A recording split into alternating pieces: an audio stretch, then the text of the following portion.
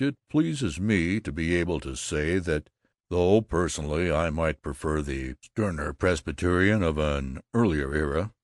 Babbitt finally gathered that Eathorne was willing.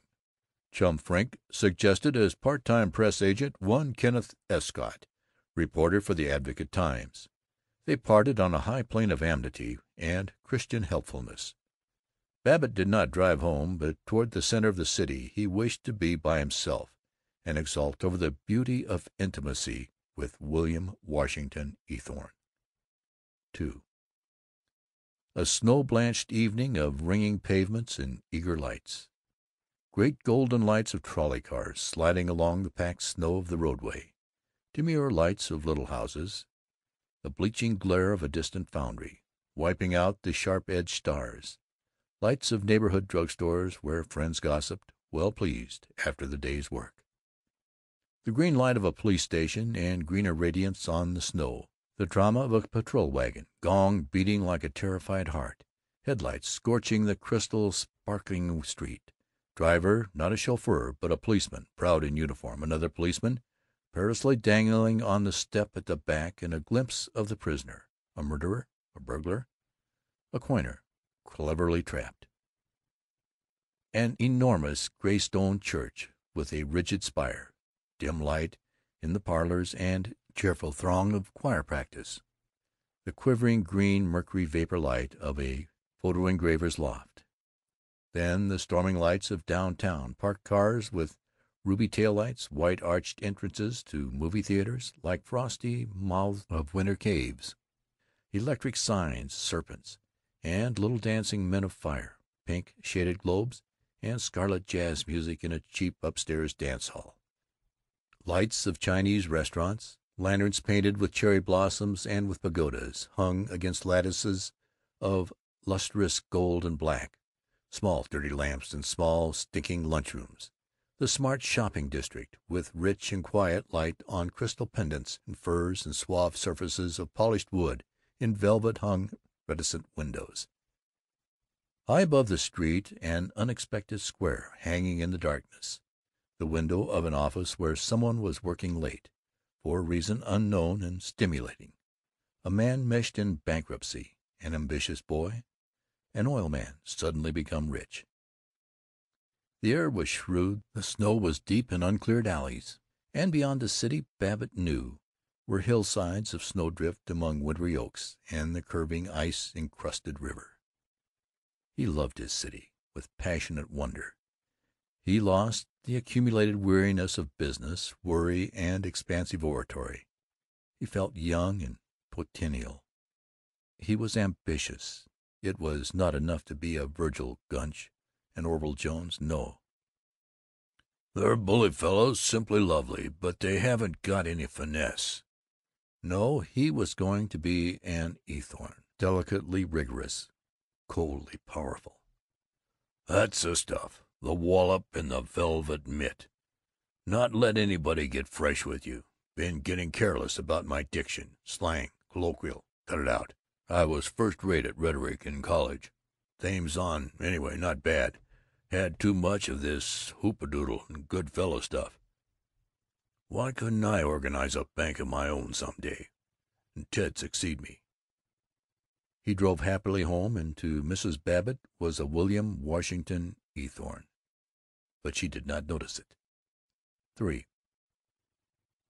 Young Kenneth Escott, reporter on the Advocate-Times, was appointed press agent of the Chatham Road Presbyterian Sunday School. He gave 6 hours a week to it. At least he was paid for giving 6 hours a week. He had friends on the Press and Gazette, and he was not officially known as a press agent. He procured a trickle of insinuating items about neighborliness and the Bible, about class suppers, jolly but educational, and the value of the prayer life in attaining financial success. The Sunday School adopted Babbitt's system of military ranks. Quickened by this spiritual refreshment, it had a boom. It did not become the largest school in Zenith. The Central Methodist Church kept ahead of it by methods which Dr. Drew scored as unfair, undignified, un-American, ungentlemanly, and unchristian. But it climbed from fourth place to second, and there was rejoicing in heaven or at least in that portion of heaven included in the parsonage of Dr. Drew, while Babbitt had much praise and good repute. He had received the rank of colonel on the general staff of the school. He was plumply pleased by salutes on the street from unknown small boys. His ears were tickled to ruddy ecstasy by hearing himself called colonel, and if he did not attend Sunday school merely to be thus exalted, certainly thought about it all the way there. He was particularly pleasant to the press agent, Kenneth Escott.